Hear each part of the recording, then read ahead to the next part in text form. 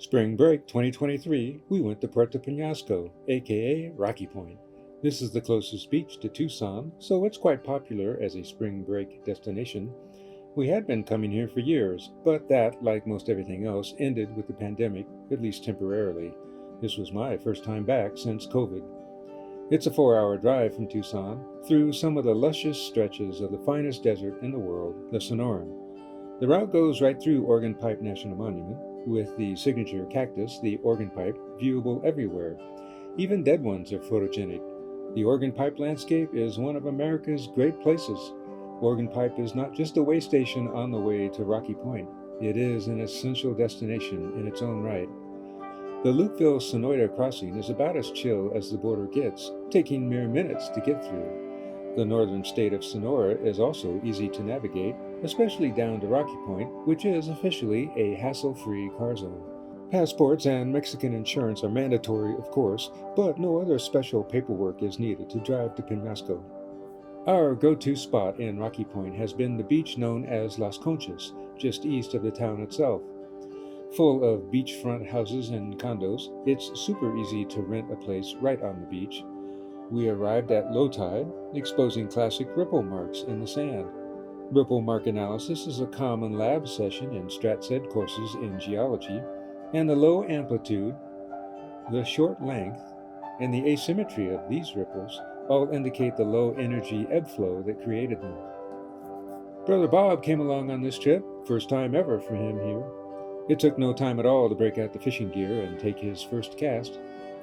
A little tricky getting out there at super low tide, but Bob was not deterred.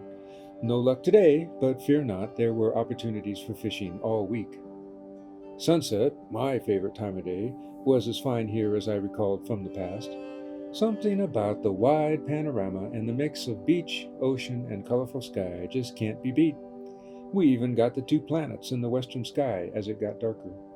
Later in the evening, the full moon, the reason for the especially big tidal cycle this week, took its turn at setting. Sunrise, an equally favorite time of day, is back behind the shoreline in wintertime, but still beautiful in its own way, especially with tide pools brimming with critters adjusting to the temporary exposure of low tide. Las Conchas is home to an institute called Cedo, El Centro de Estudios de Desiertos y Océanos. Now 40 plus years old, Cedo is international in scope, with the University of Arizona, among others, being a partner here. The whale out front is impressive, as are many other skeletons on display, like this sea turtle skull and the head of a fish known as totuaba, which can attain massive sizes in the productive waters of the northern Gulf. Of special note at Cedo is the vaquita, a porpoise, the world's smallest cetacean at about 4 feet long. First documented scientifically only a few decades ago within the deltaic outflow of the Colorado River, the vaquita has been plummeting in population size. Now, with an estimated mere handful left, the vaquita is the world's most endangered marine mammal.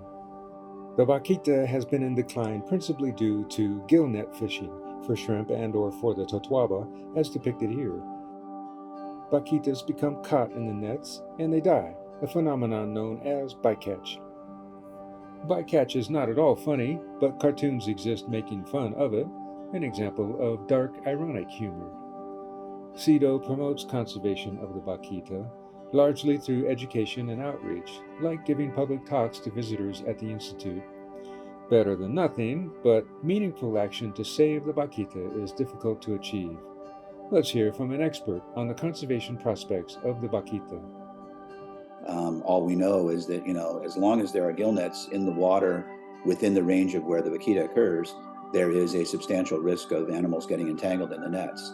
The problem is that the vaquita, they're diving down to the bottom or near the bottom to feed on species of fish that live on and near the bottom. And of course, when they do that, they're moving through the entire water column all the way from the surface all the way down there. So regardless of, where in the water column the nets are, there's still a significant risk to vaquitas. So, it's really a very, very desperate situation right now. But it's important that people know what's going on. with the species, and it's important that we, use it as a case to learn some lessons and hopefully prevent this kind of thing from happening in the future. And like I said, I'm really happy to do anything I can to help spread the word about the vaquita and help raise awareness about the situation for the vaquita specifically, and of course for wildlife conservation in general. Thanks, Tom, for these insights on the vaquita. Cedo also explains that environments of the northern Gulf are highly variable at all scales. Cold in the winter, scorching in the summer. Lots of water, but almost none of it potable. Very high tides and very low tides. One reason for such variability is that down through the eons of time, the Colorado River brought both fresh water and enormous amounts of sediments to the Gulf. These sediments, essentially the erosion from the Grand Canyon, have stacked up in the northern Gulf, making for shallow ocean depths near Penasco. All of that changed in the 1900s. Hoover Dam went in the 1930s, cutting Colorado River discharge to the Delta by 90%, and Glen Canyon Dam went in the 1960s, pretty much ending discharge to the Delta altogether, with the notable exception of 1983, an El Nino year.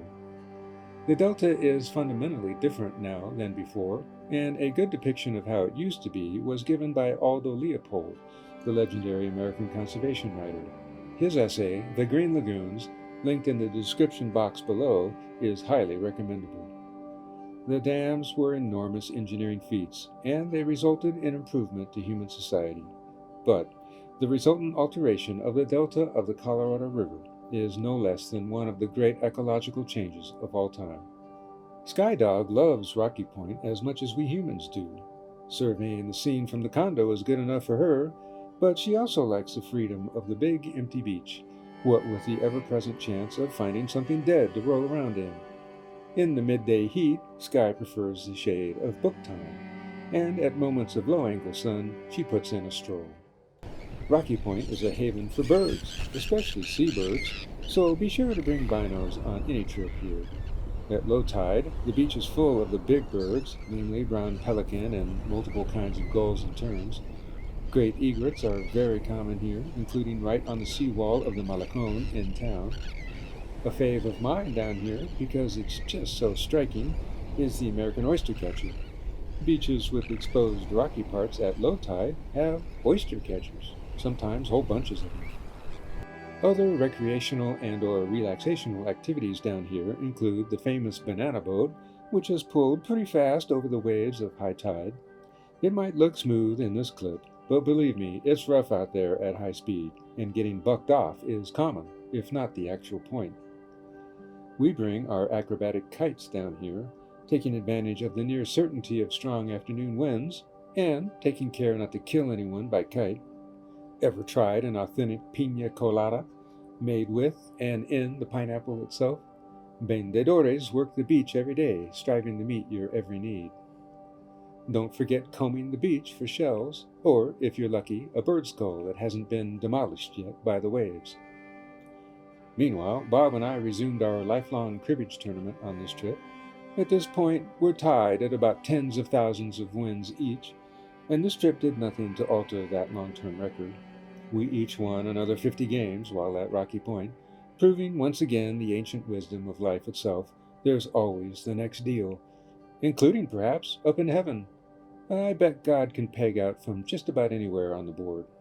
The drive back home was uneventful, except for noticing a nice crustate or crested saguaro along the road, right at the turnoff for Kit Peak. This growth form is rare in saguaros and not fully understood as to what causes it. It's always worth noting when one is seen. Kit Peak is a national observatory and visitor center. Currently closed since the pandemic, it might reopen for visitation later in 2023. I've been up there years ago, and it's pretty awesome, with several telescopes to admire and gawk at, including this odd one for solar astronomy. The patch itself conveys a lot of stuff, including that the site is within the Tohono O'odham tribal lands. There you have it, our first trip back to Penasco since the pandemic. We've missed it, along with everything else in life that hit the pause button due to COVID. But Rocky Point is still as nice as ever, still as easy to get to and enjoy as ever. We'll be back. Who's in for the next beach trip?